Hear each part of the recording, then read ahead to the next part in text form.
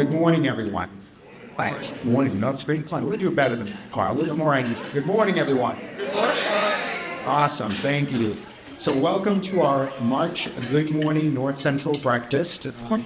My name is Roy Nascimento. I have the honor and privilege of serving as the president and CEO of this wonderful organization. And it's wonderful for our business community to come together again for this breakfast.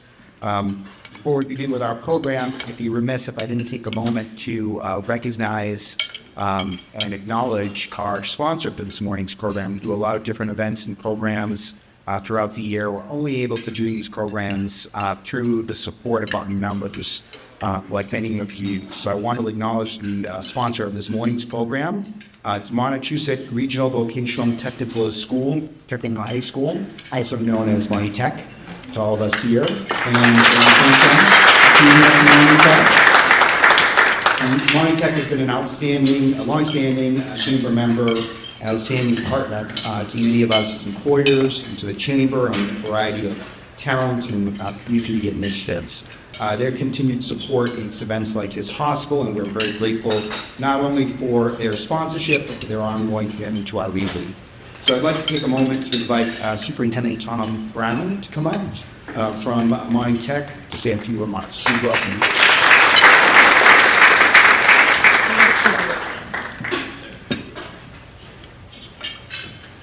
Great. Good morning, everybody. First, I want to put it right back to Roy. One of the reasons why we continue to sponsor this is we really understand that there has to be a partnership between local business partners, local industry, the chamber, and schools in order to have a pipeline that really makes this vocational technical education work. And Roy is such an incredible supporter of Monty Tech and of education in general. It's a theme with it throughout the chamber, so we thank him for all the support he gives us, so that's great. Let's see. Make sure PowerPoint's coming up. Oh, there it is. Okay, all right. So first, we just want to make sure some of you might not know about Monty Tech. I'm not going to go through all the information there, but certainly the programs that we have are 21 programs down at the bottom of the slide here.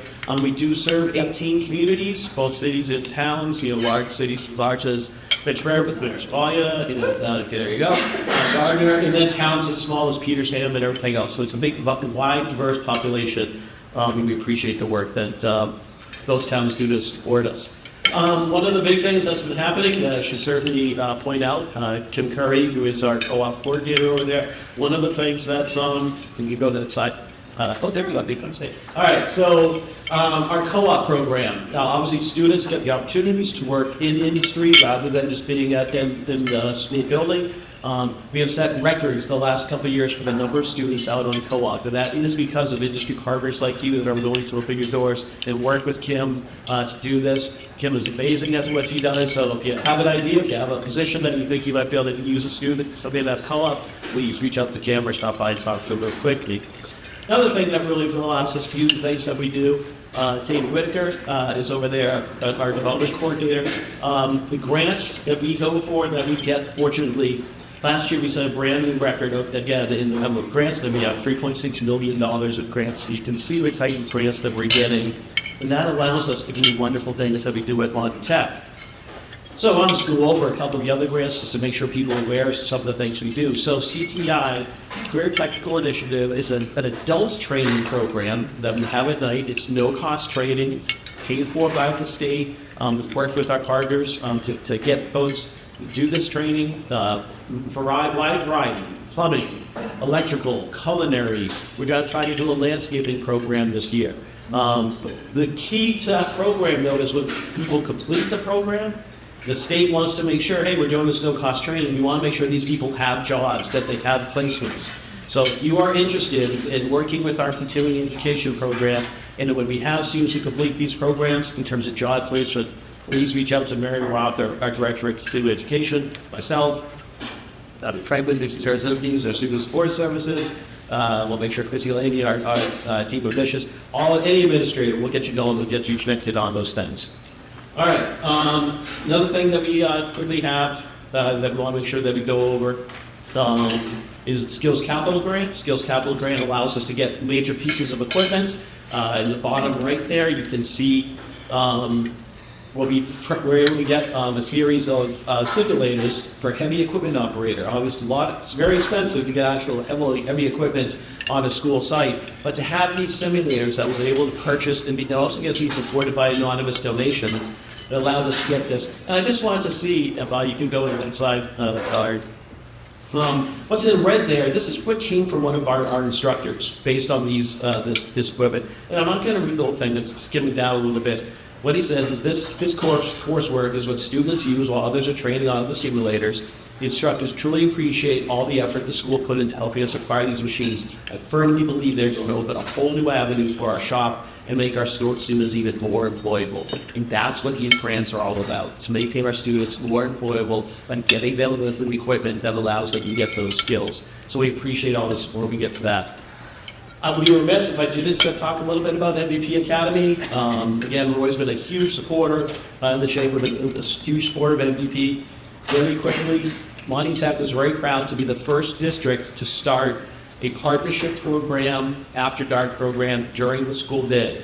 And we benefited from the fact that Fitchburg Public Schools, Gardner Public Schools, and Narragansett Regional was willing to partner with us. And what this resulted in is we started off with house carpentry and electrical, 80 students getting workforce training, just like the model that we have at Monty Tech. They would come to us for their vocational training, go back to their regional districts for their academics work.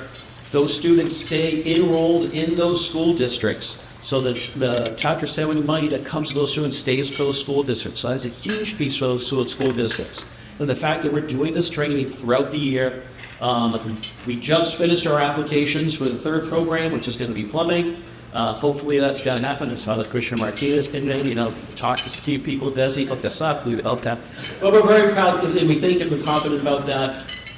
Valerie, you can skip a little bit down. One of the things that we did learn, we were pleasantly pleased by the fact that Lieutenant Governor Driscoll came out to MVP Academy for one of the STEM Week events. At that event, they announced the fact that the state was offering $13 million the Capital Skills Grant, and we were very proud to find out at Monty Tech that we were receiving $500,000 to support that plumbing program in terms of getting all that equipped and everything else. So we're very proud of that. And frankly, we're also giving $500,000 is great, but we're just as proud as Roy called us in the fall and let us know that Monty Tech was going to receive the Community Enhancement Award for what we did at MVP Academy. MVP Academy is not at Monty Tech. It's actually a mile down the road. There was a warehouse that we took and we renovated. Our students and our instructors did the renovation and turned it into a modern workforce training center. So what we've done is just a big thing, and we changed this. And the fact that the chamber recognized and said, listen, in terms of community enhancement, that support piece, we're very proud of that. One of the things you can do, so let's get going. Okay. So, one of the things, again, talking about support from our industry, we are looking for sponsors to support MVP Academy. What we do is when you come in, this is from the lobby of our training centers. We'll put your logo up there. These are some of the folks that have already supported us. Looking for greater support. Quickly use the QR code, or I can get you the QR code afterwards over there. We'd love to have more partners being part of the MVP Academy experience. One thing really not as part of these connections, but we just want to make sure because people would go buy Monty Tech. Someday we'll get a brand new building, but one of the things we had to focus on originally right now is as you drive by, you're going to see construction starting right after graduation, because unfortunately we got information last year that our track was really not very good or safe. So we were not able to do track meets last year. The bleachers are literally the original bleachers from 1965, so they're getting a little nervous when they have graduation, and I look out at thousands of people. But anyhow, we are going to be knocking those down, and we are going to be replacing our field, brand new track, brand new turf field, brand new bleachers. We're going to be doing it through a tax-exempt lease. We're very excited about the opportunity to try to get this all done. But it's going to be a big change for Monty Tech, and we're really proud of that. And then one quick other thing, we want to make sure that we get, let's go with next slide. No worries. Obviously, the big thing we want to do is make sure we're supporting our cities and towns. Monitech, the training that we do, we await calls from our towns and our cities saying, we have this project that we could use, would you like to do it? And if it's something that will enhance our student skills, we'll jump right on it. We appreciate the support that happens, the things that we've been able to do, and we do everything from small kitchen renovations for a fire station, all the way to huge masonry jobs like we did down at the Fate Club and everything else. So we're really proud of the work that we do there. Continue to believe that Monitech is here to serve those 18 towns and communities. And we appreciate the connections, we appreciate the chamber, and thank y'all for your support. Thank you so much.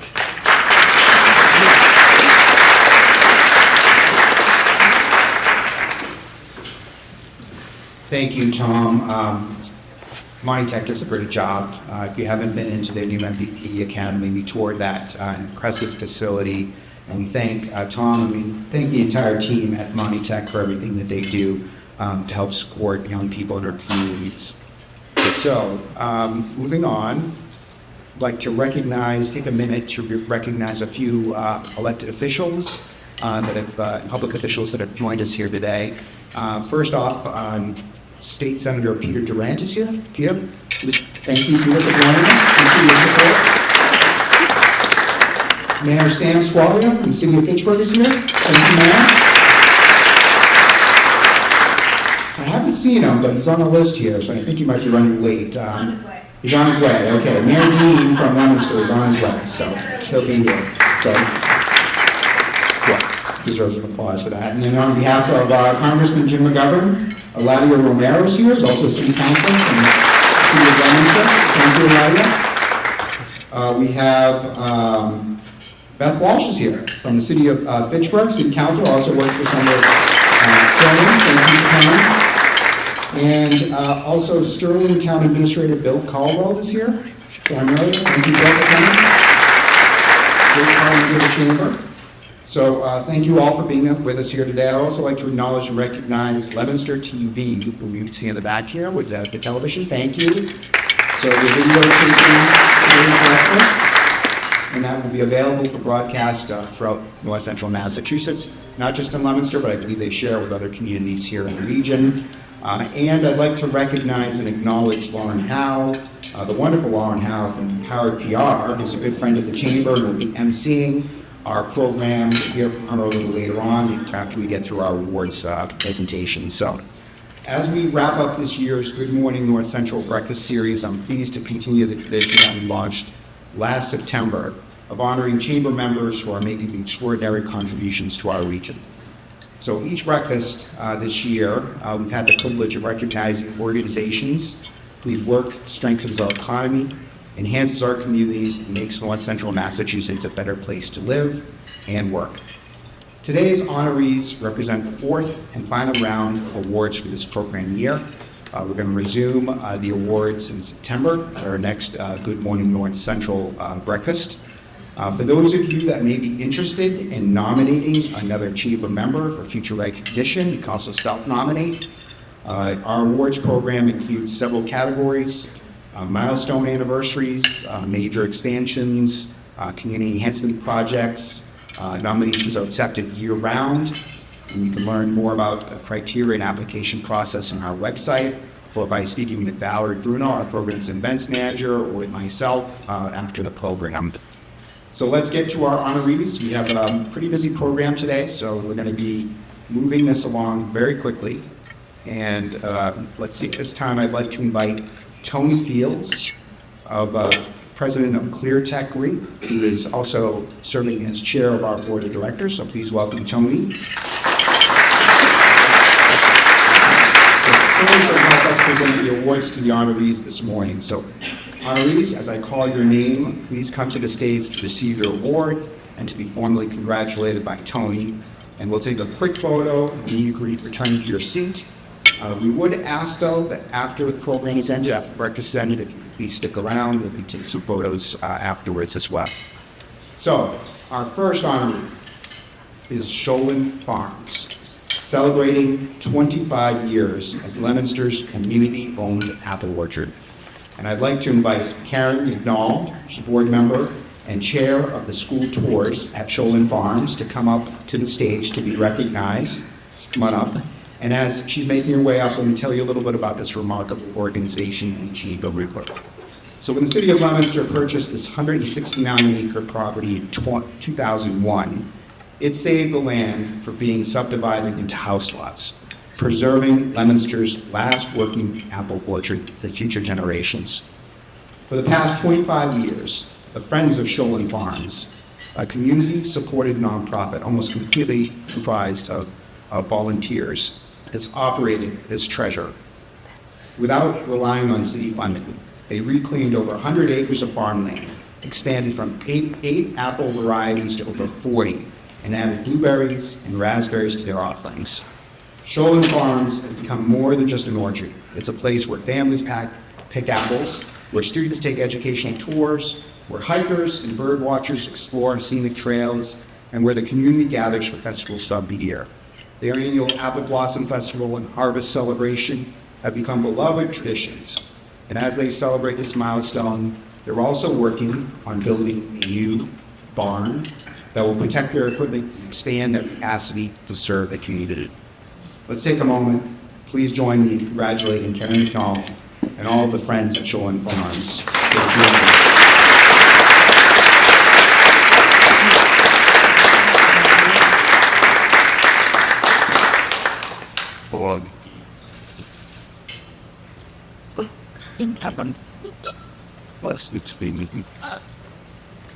Congratulations.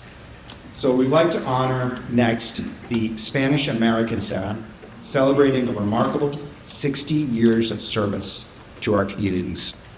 I'd like to invite Executive Director Nettie Blatimer and Mickey Velez, Board President, to the stage to accept this recognition. Once again, while they make their way up, let me tell you a little bit about Spanish American SAS, a longstanding chamber member and its partner on numerous chamber and community initiatives.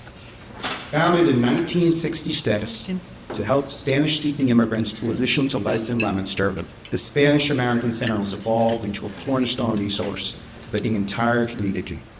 What began as a small effort to assist Puerto Rican immigrants working in local plastics factories has grown into a comprehensive social service agency serving anyone in need, regardless of background.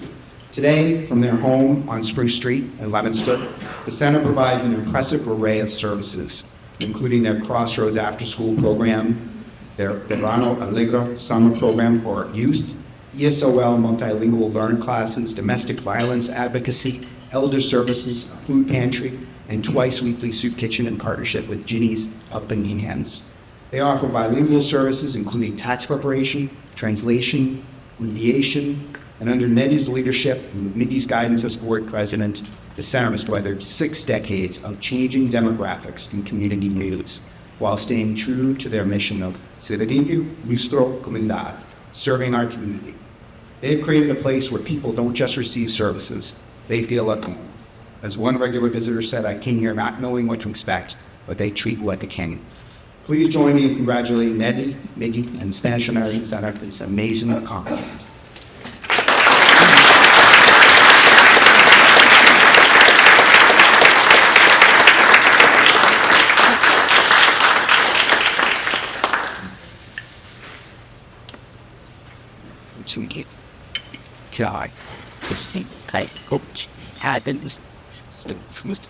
Congratulations. Yes.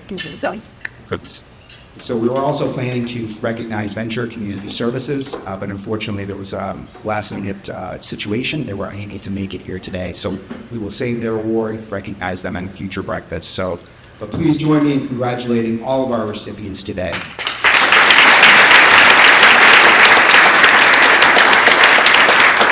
And just a reminder to all of our recipients, we ask that you please stick around for some photos, and anyone, any friends, organizations that want to stay as well, pictures, feel free to stay. So as we close out this program here, I want to thank all the organizations we've honored this past year. Their contributions to North Central Massachusetts are truly making a difference. Congratulations again to all of our recipients. Now, to continue with the rest of the program, I'd like to turn it over to our MC, Lauren Howe, for the next portion. Please welcome Lauren. 2025. Mr. Martinez has spent more than 2 decades in the system's leadership, including 12 years as a superintendent. During his tenure, Chicago Public Schools expanded full-day early childhood classrooms, posted strong post-pandemic reading gains, and set new records in terms of graduation rates, scholarships earned, and college credits obtained in high school. A data-driven leader with in-depth knowledge of academic reform strategies, he firmly believes that with the right support, students can and will rise to any challenge, and that by setting the bar high, more young people will aspire to perform at higher levels and be prepared for success in college, career, and civic life. Mr. Martinez holds a master's degree from DePaul University in Chicago and a bachelor's degree from the University of Illinois. He is the first Latino to serve as the DESE Commissioner. Please help me welcome Pedro Martinez to the stage.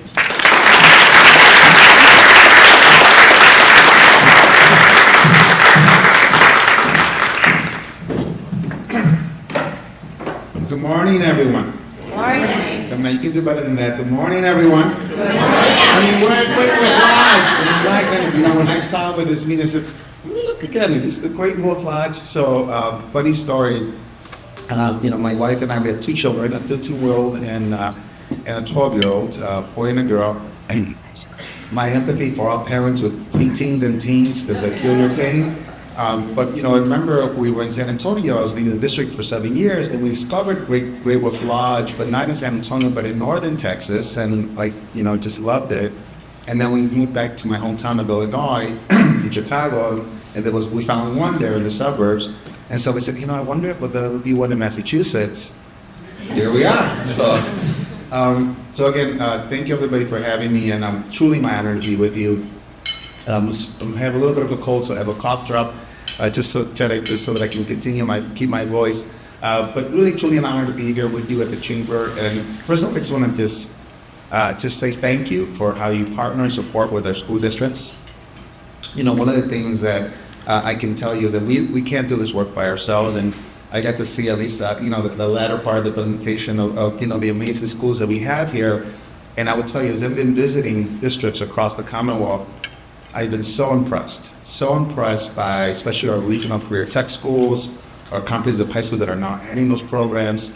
And if you haven't went and seen it, please go see it.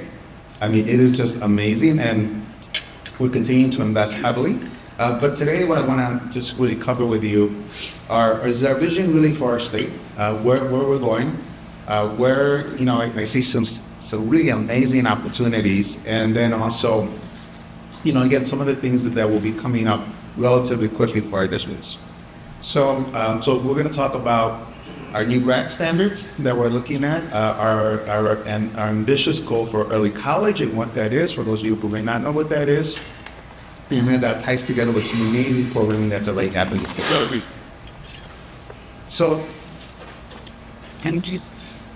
I always want to start with this slide. So we have 3 commissioners we have 3 commissioners in education, I should say. So Commissioner Kershak is Commissioner for Early Childhood. I'm the Commissioner for K-12, Kindergarten to 12th grade, and then Commissioner Ortega is the Commissioner for Higher Education. So we work as partners. And one of the things that I really love that Commissioner Ortega did not too recently, please, if you haven't seen this, I would recommend look at this report. He issued a report, and I told him to coin this term. He says, the more you learn, the more you earn.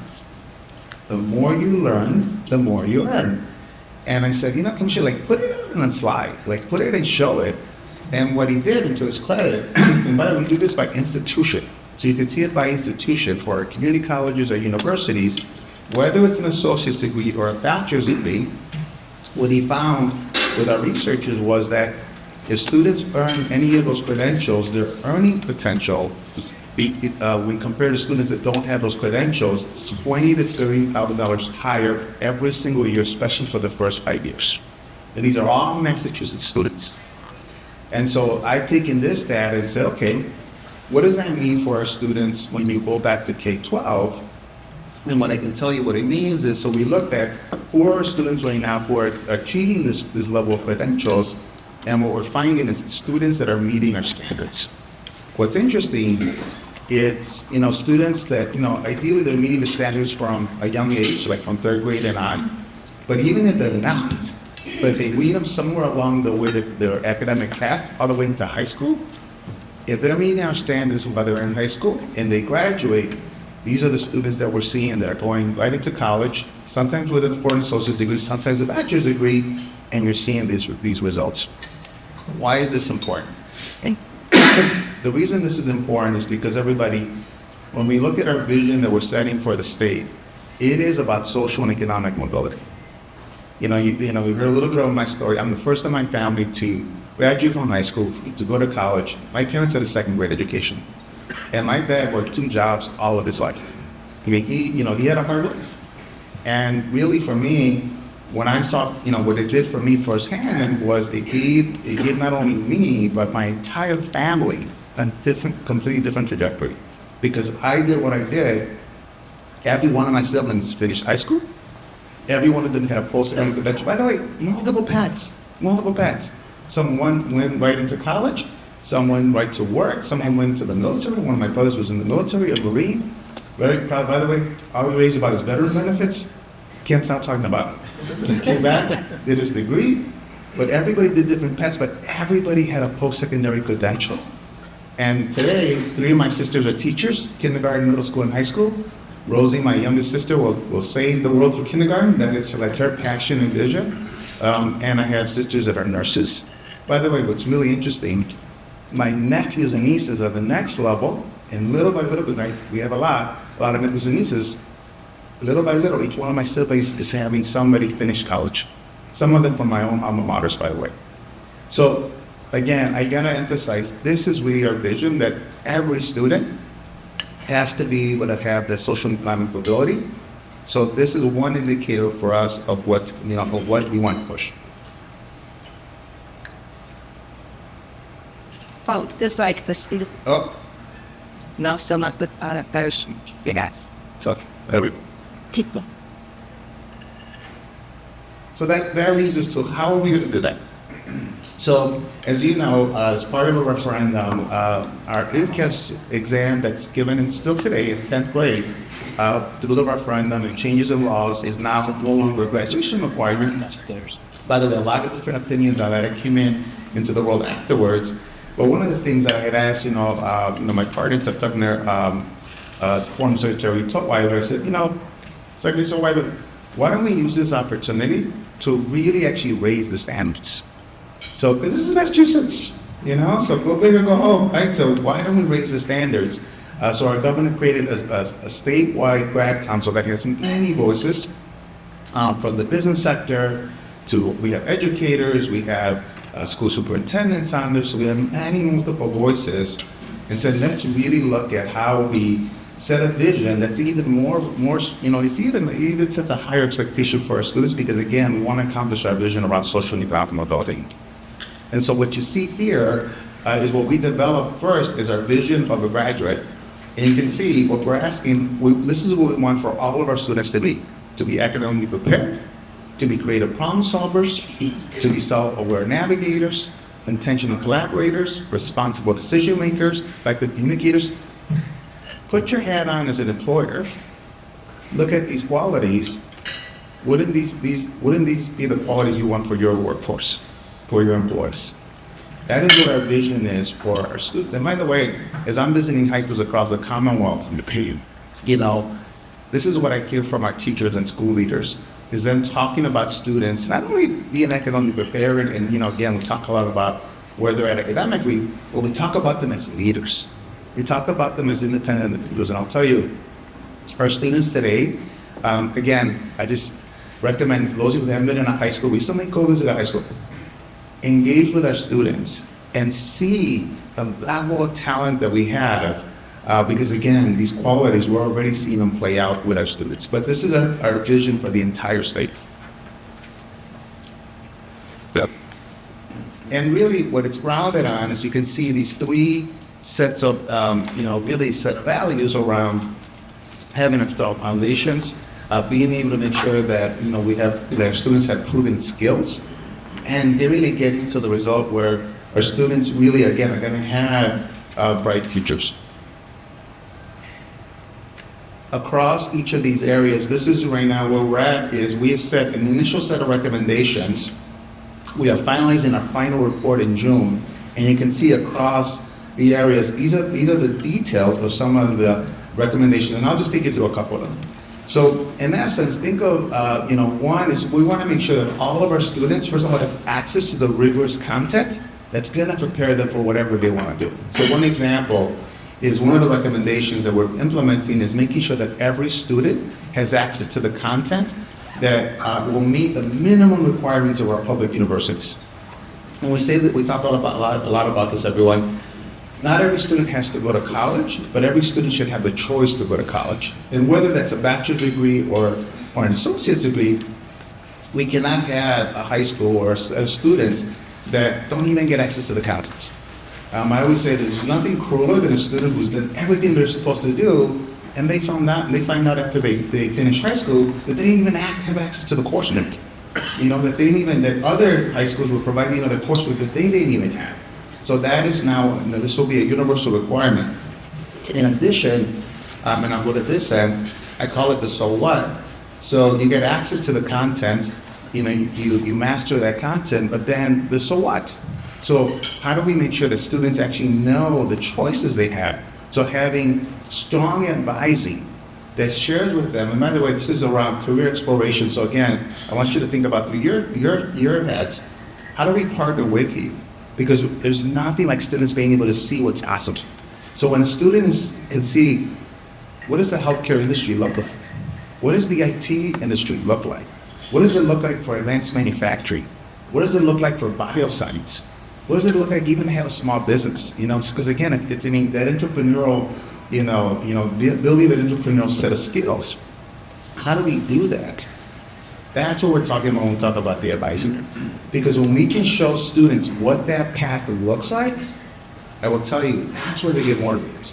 That's where they start really, really searching. And I always tell our students, search for what really brings you joy and gives you passion, because once you find that thing, and I found it a couple of times in my life, and I feel really blessed, and no matter what that field is, you're gonna do well. You're gonna be successful. Because if you just try to do something you really don't like it, you're not gonna be as happy. You're not gonna have that joy. But if you're doing something that, my God, you're looking forward to it every single day, that is what we want you to find. So this is what it does. And then in the middle, making sure that we have consistent tools to make sure that we can measure how students are doing. So making sure that they're mastering the content. So again, in summary, you have students that are getting access to rigorous coursework that we have minimum. This is the floor, by the way, and I'll talk about what our aspirations are in a second, but this is the floor. They're mastering that content, and we're helping them as they're struggling through some of that content, and then also making sure they can see the pathways of what is possible.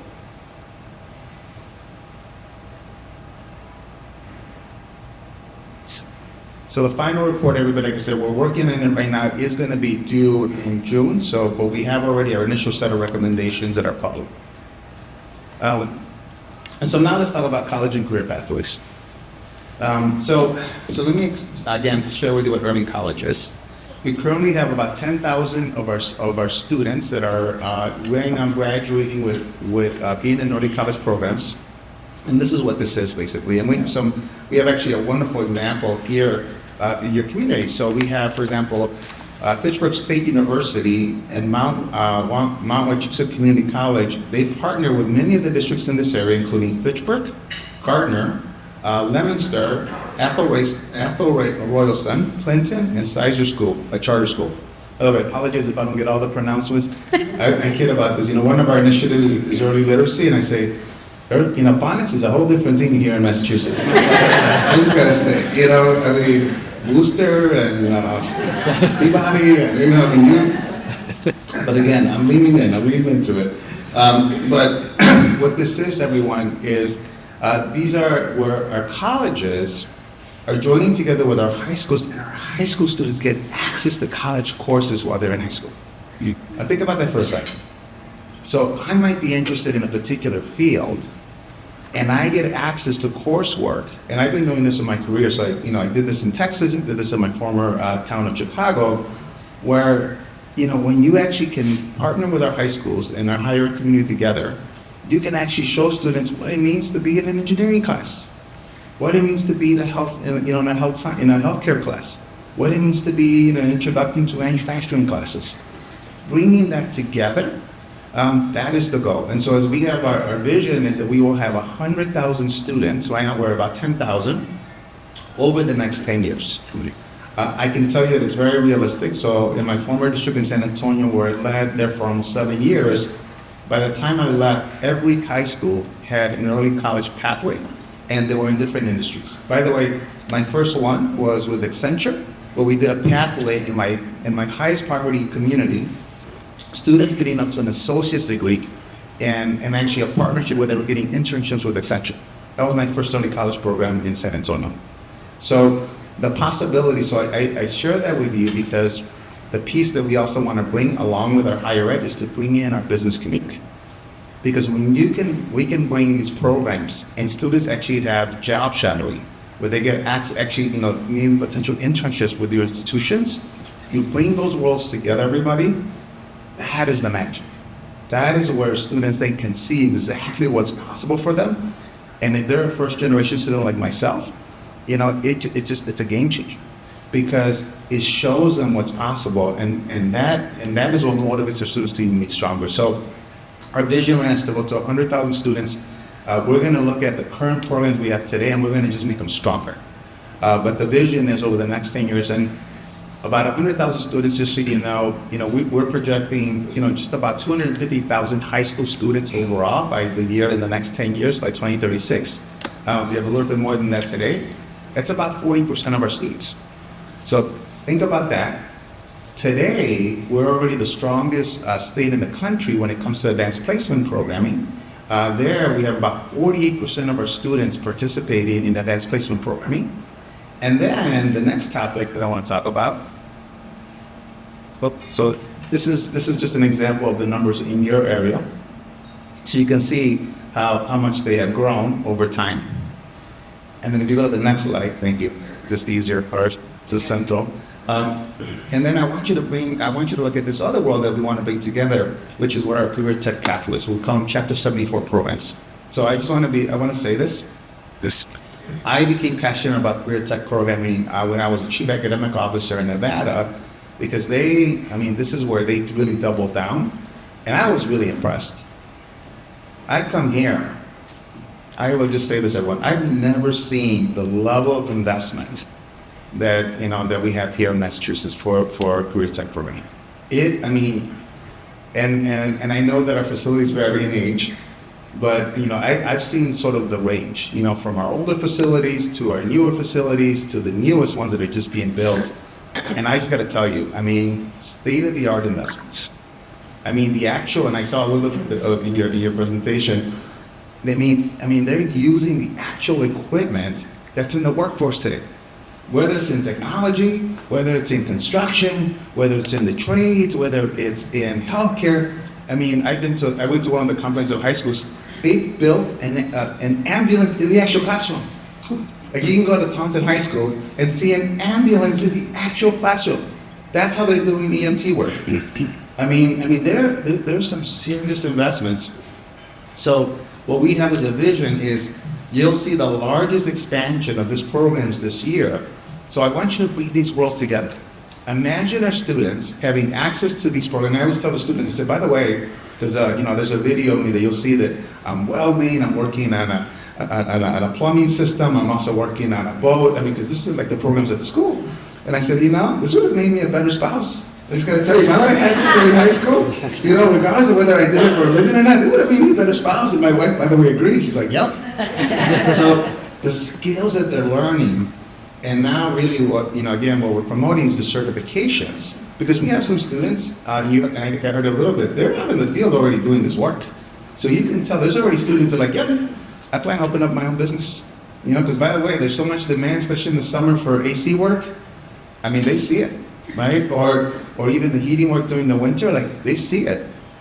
So this will be, again, one of the largest expansions we're going to see, and we're going to continue to double down. So imagine, again, over the next 10 years, imagine every high school student having access to this type of programming if they choose it, having access to early college, already the strongest state in advanced placement in the country, and we're just going to get stronger. So imagine what that vision could be. And then I'll end with this and we'll open up to Q&A. And then what that will do is produce the strongest workforce in the country that's going to just make our economy and our companies that much stronger and strengthen our communities. So that's all I'll end, everybody. This is also an example of how widespread our career tech programs are. Again, you can see all across the state. And like I said, this is not even factoring in the fact that we will have one of the largest expansions you're going to hear soon in the next few months. I know some of our districts are waiting for the official announcements, but I can tell you, I mean, we're only going in one direction, which is a continued investment in this area because we're seeing so much promise in it. Go. That was so important. At this point, I'd love to take some questions.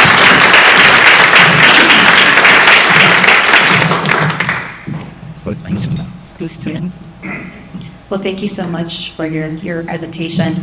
I know we have Monty Tech in the room and several other education professionals, so thanks everyone for coming today. You briefly touched upon what the former MCAST was all about, and what would you say to those who are concerned that diplomas might lose their meaning here in Massachusetts as the statewide credential? Yeah, so I would say, everybody, and just being transparent, if we did nothing and just left things the way they are, already I see a lot of challenges in our results where we're still not at where we were at pre-pandemic, we still had a lot of challenges then. If we did nothing, and if we do nothing, I am very worried. And by the way, I've been very transparent with our legislative leaders, I've been transparent with our governor and LG, and everybody that, again, I remind you, this is Massachusetts. So what I love what we're doing is we're saying, you know what, we're not going to just stand still and just do nothing. We're actually going to double down and we're going to raise the standards. Now, by the way, I just, again, transparency, our districts are nervous because we're asking a lot. But many of them already have many of these initiatives underway. It's just us really, really partnering together and strengthening them. And then when you overlap what I just showed you, early college, our career tech expansion, now you can see when these worlds come together, now you can really see visibly, this again will transform how our students are coming out of high school. Again, it will take us a little bit of time, and the other thing I'll say is that one thing I love about Massachusetts, we lean into complexity, and we know that complexity takes a little bit of time. And I've always appreciated that, and so that's what I feel, and I feel like we're setting that long-term vision, understanding that right now, we can't just sort of sit and not do anything. Yeah, you talked a little bit about the statewide graduation council, and they're going to be releasing those requirements later this year. What do you feel is the single most component that is most consequential for that success of that framework? Yeah, so I would say, everybody, these recommendations work as a system to strengthen overall, because we have in there, for example, I didn't talk about it in detail, we have also the number one request we got from students and parents and educators was around personal finance. That many of our students are graduating out of high school and just not getting the concepts of personal finance, especially, not even thinking about if they want to open up their own business, right? Even going even further, also around civics, making sure that we really are helping our students understand all the complexity, especially around being, responsible civic-minded person. But they work as a system. So one that's, in the angle, I would say immediately though, the most consequential that I see is the strength around implementing what we call Mass Core, which is our minimum requirements for universities. We have about 80% of our students that we consider access to that now. This is Massachusetts, everyone, has to be 100%. Not that everybody, again, will go to a university, but we want them to have that option. The other is, I really see, is the advice that I get. And that's where, again, I would invite you to come in, because it's not just, let me show you, different pathways. This is about, let's talk about different careers. What does it take for you to get into that career? But then more importantly, what I would challenge all of us is, how do we make sure that students can actually see it? Right? So let's take them into, this is what I love about our career tech programs. They already built into their programming field work. Like, they actually do field work. So if you're in healthcare, you're in the hospitals by the time you're a junior or senior. If you're in construction, you're doing projects all in the community by the time you're in junior or senior. But what I would love is for this to be more widespread. So with the MyCap, what that framework does, it really pushes us and our counselors and advisors of how do we make these connections for students? And the only thing I ask is, we need help, because again, if business owners and leaders can help us, we can really make that connection happen. One of the examples that you gave about that early college career pathway specifically was related to North Central, Yeah. with Fitchburg State, Yeah. with about what you said, community college, Yep. and all of the high schools. Do you feel that North Central is sort of ahead of the curve because we have all those partnerships already? And if we are, how can we enhance that? Yeah. And if we're not, how can we do better? Yeah, no, it's a great question. So I will say, all of us as a state, I'll use a baseball analogy. In early college, we're in the first inning. But by the way, your region, well represented in that first inning. So the good news is we have the partnership set up. We have high schools. The programs are still relatively small, but I would say it's statewide. And so for me, what I've seen in doing this work for so many years, you start small because you want to do it well. Because remember, what we're doing is telling high school students, you are not going to be like in literal college classes. And by the way, it plays out in different ways. Sometimes you're going to the campus, sometimes the professors are coming. I'm also pushing for certifying more of our teachers to be able to give college credit, because we have, most of our teachers have graduate degrees. So I want to leverage all of the components, and then, really push the college to say, okay, give us your college math and English, but also, what about industrial engineering?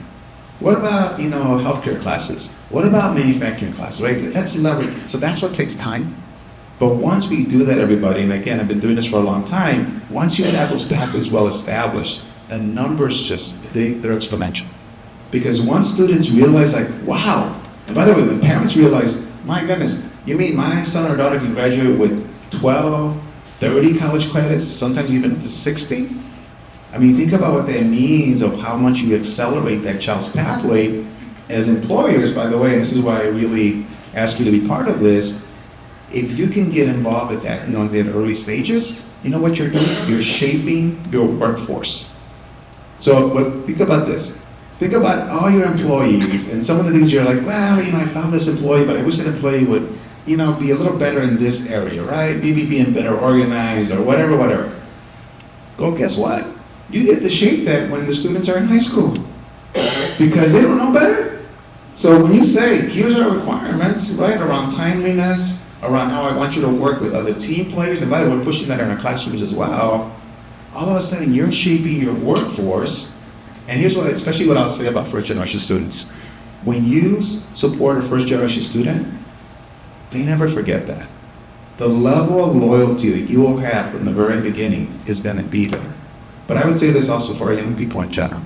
So I want you to bring these worlds together. And so again, I do think, we're in the first inning, so it's only going to grow. I think we're at a great start here, because I love the fact that it's multiple high schools and the fact that you have the community college and the university together. So that already is a really strong start, but we want to grow the numbers. You saw we're about 1,000 students, again, which is well represented, but think of what's your proportion of 100,000 students for this region? And I'm going to be a little competitive. I want to have a competition. I'm going to start, because you got Quincy, you got a whole bunch of different regions that are really getting into it and say, okay, I'm going to start publishing the numbers, and I want to see who gets the scale faster, but again, also with the right quality. Thank you very much. Appreciate your time.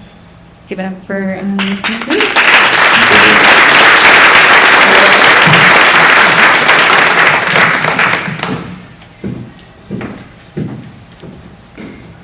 She's question.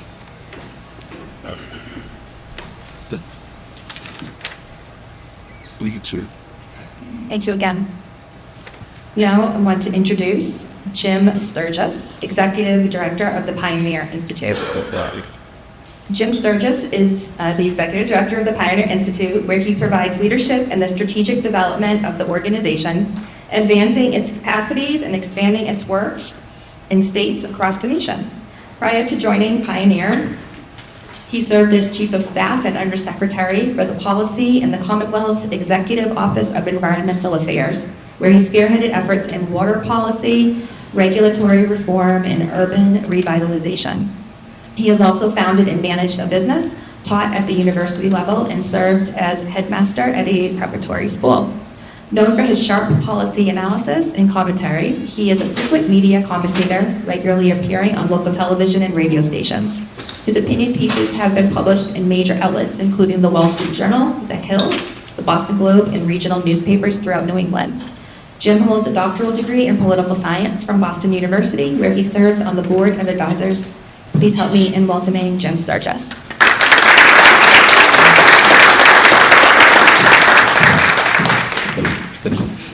Good morning, everybody. How you doing? Great. Good. Listen, Roy, we're just going. Thank you very much for the invitation. Thank you all for being here this morning. Hard act to follow. Pedro Martinez, one of the things you learned very quickly this morning is that good policy matters, but Monty Tech will not matter. It's people on the ground doing the work. I see this because we do a lot of work in different states, and the community level implementation, if it's not there, all the good policy in the world doesn't matter at all. I'm going to be pretty fast on some of these. If this works, stay no. One that we're going to the blood meeting. Not yet. Thank you. All right, this is what we do. We focus on 4 things. Education, K-12 is extremely important to us. The life sciences, especially medical innovation, is important to us. Economic opportunity, which I'm going to talk about today, is really important to us. And also civics. We have expert research. We have a legal firm. We have a law firm. We bring lawsuits against the government. Yes, we do. We also build a lot of coalitions. In Massachusetts, particularly the Mass Opportunity Alliance, which is focused on growing our economy, growing jobs. And that's what most of my presentation will be on. Pioneer Student, our legal foundation, Mass Opportunity. Let's skip that. I'm going to skip a few slides because I want to be fast on some of this stuff. I'm going to give you some assertions. People are leaving Massachusetts, not to be a downer, but we have to identify issues that are really important, because even if we're training people, if people are leaving, it's not good for the state. So if you take a look at, this is 2011 through 2010 through 2025. This is net domestic migration out of Massachusetts. That means people leaving minus people coming, okay? You can see there's a trajectory here which is troubling. We lost 33,000 people in the last year. We are at the precipice of losing a congressional seat. With the loss of congressional seat, we could lose a lot of federal funding. So it matters in terms of government funding, but it also matters in terms of people who are choosing not to be here in Massachusetts, okay? So this gives you a sense of who is leaving, the different sizes. And the thing I'm going to really point out is there's an orange area there, 26 to 34-year-olds. They are the largest group leaving Massachusetts. If you peck at that a little bit and you see what are the earnings of those people who are leaving, it would trouble you to know that a large plurality are making over $100,000 already in that point in their career. So these are highly educated people, or educated people, skilled people. The loss of the 26 to 34-year-olds is the biggest thing for me, because they are longtime taxpayers. They are building families here. They're building businesses here. If they're choosing not to be here, that's a problem. This gives you one of the arguments that happened in 2022 was that if we raise taxes on millionaires, not that I like millionaires any more than anyone of you, I'm not one, okay? But they do pay a big chunk of taxes. There's an argument that was millionaires will never leave Massachusetts. What I'm trying to set up for you is a conversation about our fiscal situation. I'll get to that in a second. People said they wouldn't leave. Well, if you take a look at the red bars here, that's Massachusetts, California, Massachusetts, and New York. The bars on the left represent Maine, Florida, New Hampshire, North Carolina. The gold line is the U.S. average for growth in millionaires over the 4 years between 1998 and 2022. That's the last years we have data for it. The growth across the United States was somewhere around 48%. Our growth is about 36%. Now, does that matter? We're still growing. Why are we growing? We had the largest spike in the stock market. We had the largest rise in home prices. People became paper millionaires, and they're paying more. That's great. But they're not growing nearly at the rate of New Hampshire, Florida, other places that are our competitors. I'm going to skip this slide for now. I'm going to focus on this slide here for a second because this is the one that's most troubling to me. If you take a look at the green areas, those are the areas of the United States that are growing private sector employment fastest. Deeper the green, the more jobs they're creating. The pink and the red, those are states that are losing jobs. And this is from 2020 to 2025. Across the country, the rise is about 4.5%. Florida, North Carolina, and Texas each grew their private sector employment by more than 10%. North Carolina is the state that I care most about. I'll tell you why in a second. Massachusetts instead lost about 0.5%. We lost about 20 or 25,000 jobs over the last 5 years. I will repeat that. While the rest of the country is growing almost 5% in terms of their jobs, we have lost jobs. That is not the Massachusetts that I knew before. We were for the longest time one of the top job creators. We're in tops in terms of business formation, and we've lost that ability. It is troubling, and I want to bring this to your attention. Why do I talk about North Carolina, that little state right there? Why? In real terms, North Carolina in those 5 years created almost 300,000 jobs. We lost 25,000 jobs. The differential there, just to put it in terms of taxes, tax revenues, that's about $1.4 billion that we did not create because we put in place policies that have pushed people away. And that's not a millionaire's tax. That's housing costs. That's healthcare costs. That's energy costs. And yes, it is taxes. It's also what I consider poor public policy choices at the state level. And Sam and I were talking about this just before. We'll talk about the growth in state government, but one of the big issues that we should be looking at is that the state, as it's grown its own revenues dramatically, is not providing even remotely the kind of non-education local aid to our communities and putting pressure on their fiscal situations, which has to be passed on to somebody. So it's an override, it's a new fee, it's a new tax of some kind if it's allowed by the state. They're putting local officials in a really tough spot. They're basically offboarding their own issues to taxpayers and local government. Sorry about that, I didn't mean to call you out there. I'm going to skip this slide, I'm just going to do this verbally, because again, I want to leave time for questions. One of the things that's also troubling about this is, if you take a look at Massachusetts as a whole, one of our strongest cards economically is how educated we are. The commission was talking about this a second ago. Our educational attainments are really high. A lot of what they call professional, scientific, and technical jobs. That's essentially STEM-related jobs, innovation, economy jobs.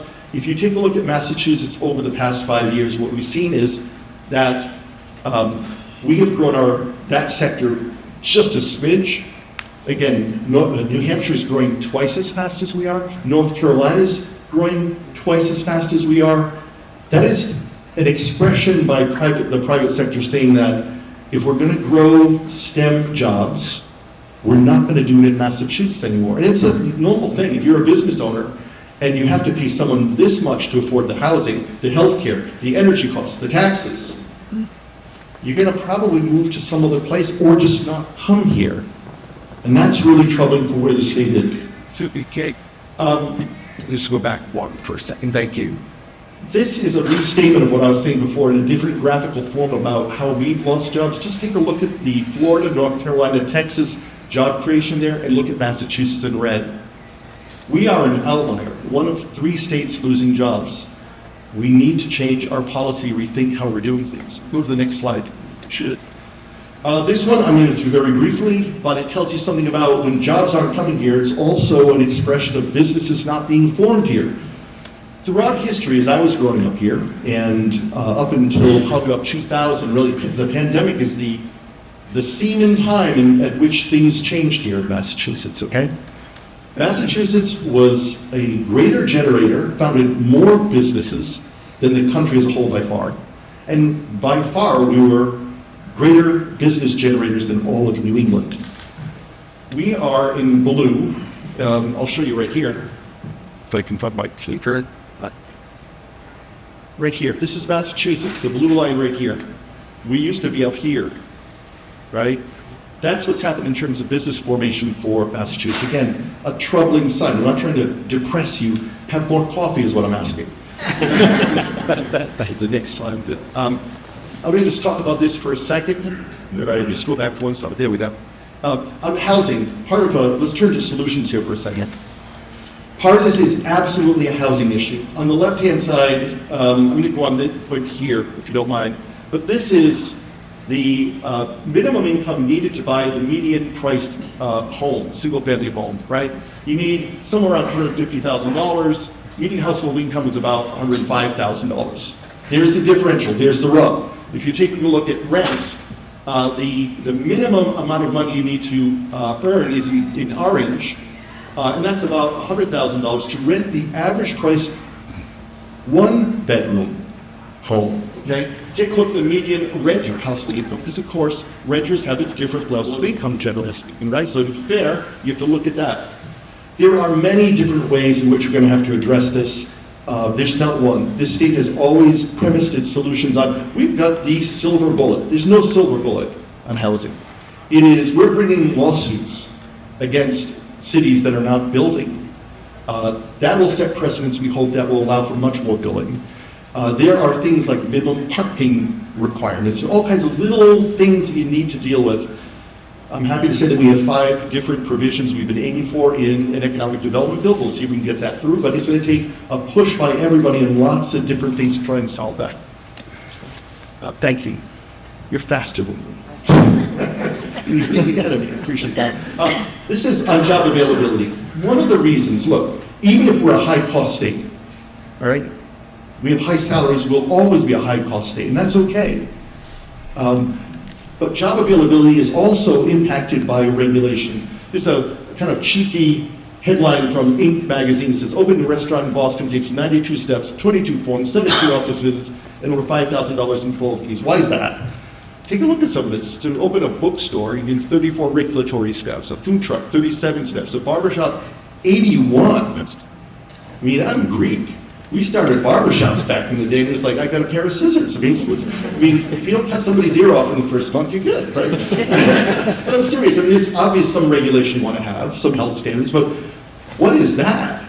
We're making it hard for people when we don't need to do that. And if you are an immigrant entrepreneur, and immigrants have a much higher risk-taking level than native-born Massachusettsans or Americans, why would you want to stop them from starting stuff? I don't get that.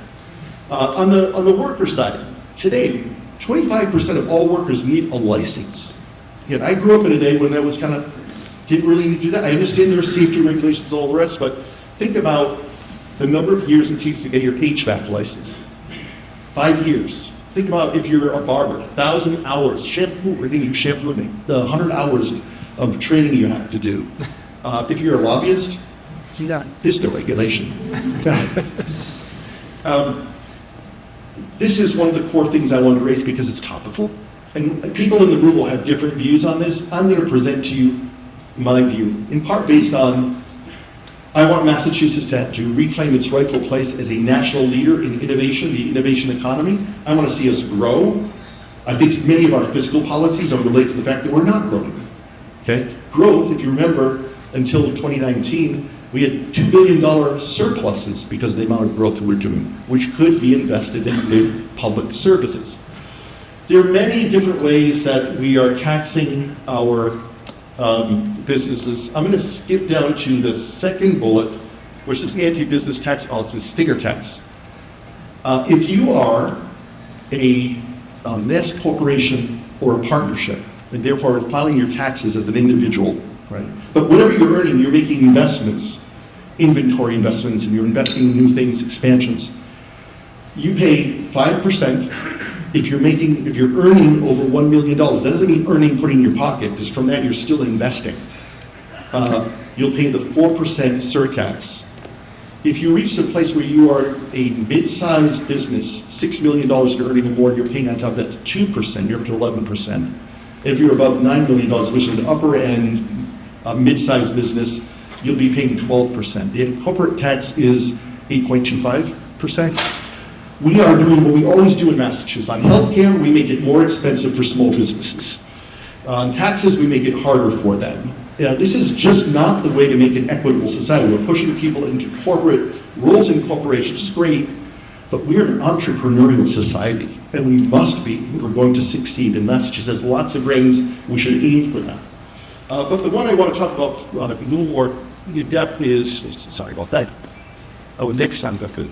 Yeah, this one right here, which is ballot inches, a 5 to 4% company income tax. That is what I'd like to talk about because it's being proposed today. It's a ballot initiative that will be up for a vote. I am decidedly of the view that's a very good thing. I'm going to try and explain to you why that is, and I understand that people have lots of questions and may disagree. So we go to the next slide. What is it? It's a 5 to 4% cut over 3 years. It's meant to be gradual so the state government can actually get its house in order. I'll talk about that in a second. Again, we've lost 20,000, that's actually understating it, jobs since 2020. The cut itself will generate 43 to 48,000 jobs, in part because a large amount of it will go to S corporations and partnerships. They are chomping at the bit to lower their costs. It's like a 20% cut for them on their taxes if they're a smaller sized business. That's good. On the affordability side, if I just go back for a second, on the affordability side, the average amount that we put in people's pockets is $1,300 a year. If you are in the median household area, that is someone at the center of how much you earn is $1,100. That's not nothing. It is not an earthquake for the state budgets. Let me explain why. If we go to the next slide for a second. This is a slide that shows the cumulative growth in this gray area. This gray line is median household income. If you take a look at the black line, that is the cumulative growth in the Massachusetts state budget. The short version is this. This state budget in real terms, inflation adjusted dollars, has over the last 15 years grown by almost 30%. People's households, their incomes have gone up 13%. And I was thinking about local aid before, it's around 15%. It's not nearly what the state is bringing in now. The question is, are we just making people's affordability issues deeper by centralizing all this stuff in the state government? And people have different views on that. I completely understand that. The point I would make, though, is that during COVID, everybody's budgets went up. Federal, all the state budgets went up for obvious reasons and justifiable reasons. Since then, 26 states have cut their taxes, and they've tried to rein that spending in. They're the folks who are taking our people and our capitals. And I think the state government has to actually address that spike and bring it back down. That's a big differential right there. You can see that in 2018, 2019 is getting close to parity, which is where it really should be. Please go to the next slide, please, back with me. So a lot of people saying it's going to cost $5, $7, $8 billion. Folks, they're making stuff up, is my view. They're doing simple division. They're saying personal income tax brings in $25 billion. Let's cut that. Let's divide that by 5. That's not the way that people do modeling. It's just not serious. And I'll give you the example of 2000. We did this once before. We brought the personal income tax down from 5.95% to 5%, essentially a 1% cut. It was done over 3 years. People were screaming. If you go back and you look at the voter guide that was issued by the legislature, they said it would be a $3 billion cut.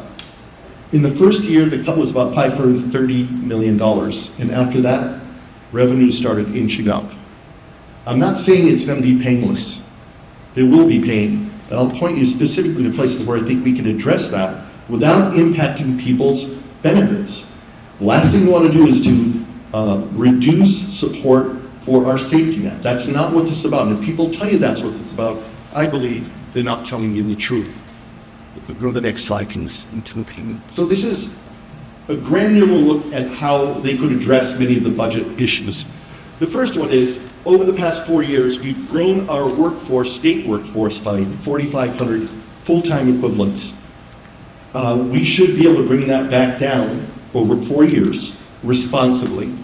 Because 4,000 people a year leave state service, we should hire back 75% of, refill 75% of those jobs, but not hire the last, 25%. That is something that takes an active management. It's not the easiest thing to do, I get that. But given the affordability issues and given the fact that we're not growing, we do need to do something on that. Secondly, I'm not going to go through all of these, but if I just go back for 1 second on a couple of those. We should be able to competitively bid public services. There's no reason why they have to be controlled by the state. That is something that can save us a lot of money.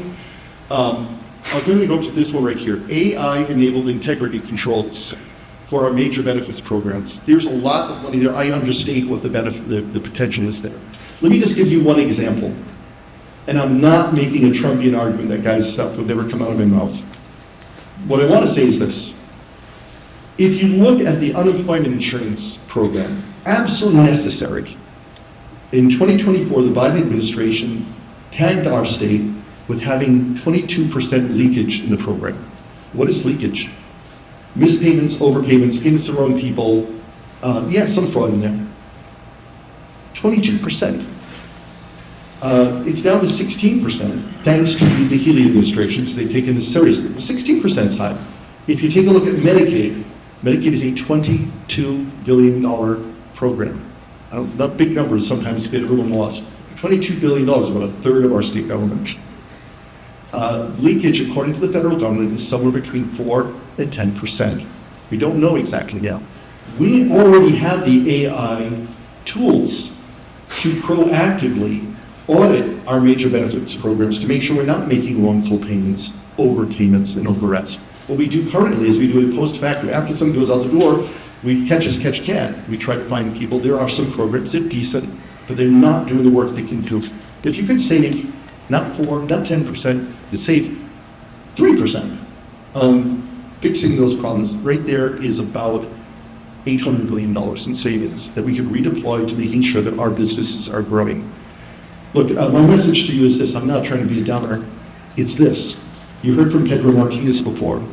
He's trying to articulate a really strong policy envelope in which Monty Tech can do really well. And I would urge him, if he said stay, I love all of the comprehensive high schools that are trying to do this, but the Monty Tech schools are really, really special. And I work around the country on education. I see what the other educational systems are like, and I especially see what their voc tech programs are like.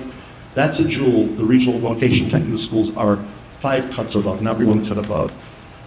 We just have to get hold of our state policy, make sure it's working for us, for our affordability and for our growth, and want to keep our kids here. I got 2 girls, 23 and 26, and both are not in our state. I'll agree on that. Thank you very much.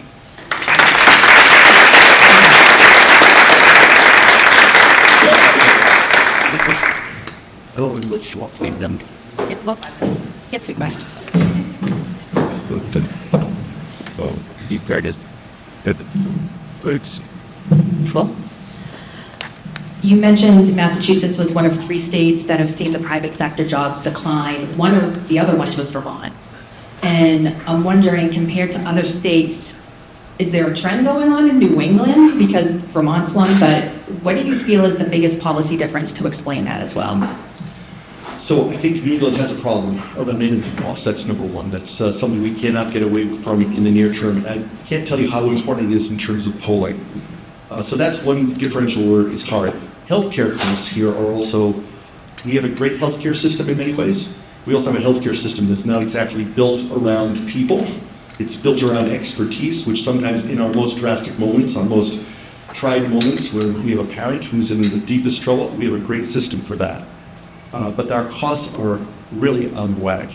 And the final thing is we have metabolized housing costs that are beyond what we see in other parts of the country. And even Florida, which is growing rapidly, they've been able to control their rise in home costs for working people at a much better clip than we've been able to. So they've addressed many of those issues. And I'd say the final one is what I was trying to mention before. 26 states have they've brought their taxes way down. North Carolina now is, I think it's 3.2% to their top rate.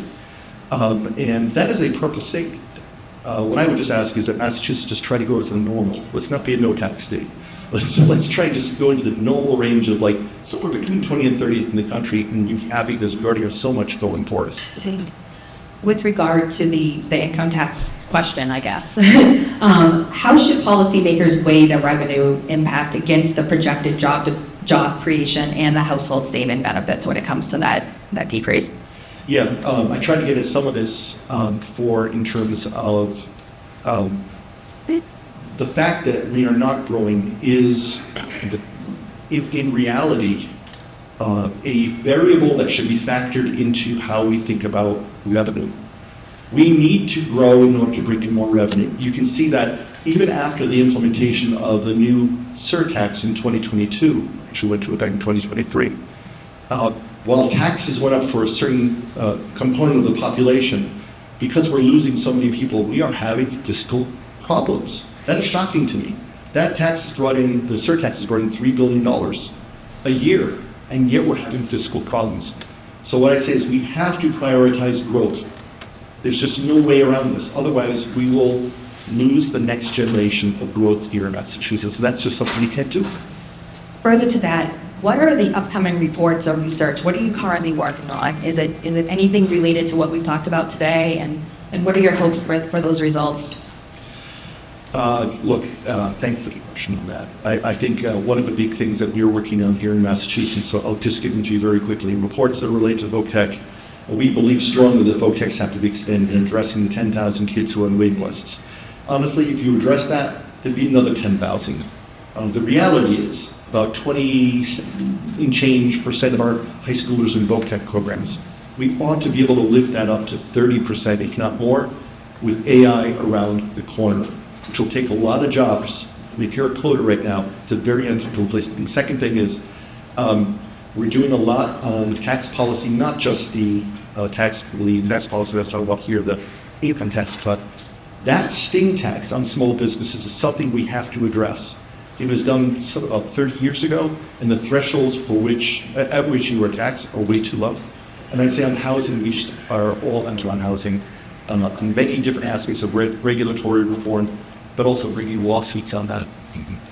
I think we could ask questions to you all day, but we're out of time. So thank you so much for your insight this morning. Thanks everyone for coming. Just want to remind everybody, the Economic Forecast Breakfast is going to be held here at Free Willis, I believe, on April 16th. So that's a great event. We should probably all be there to support the chamber in that and learn more about our current forecast here at North Central. But thank you again, Jim, and to Mr. Martinez as well, and we will see you all for our next Good Morning North Central in the fall. So have a great summer and have a great day, everyone.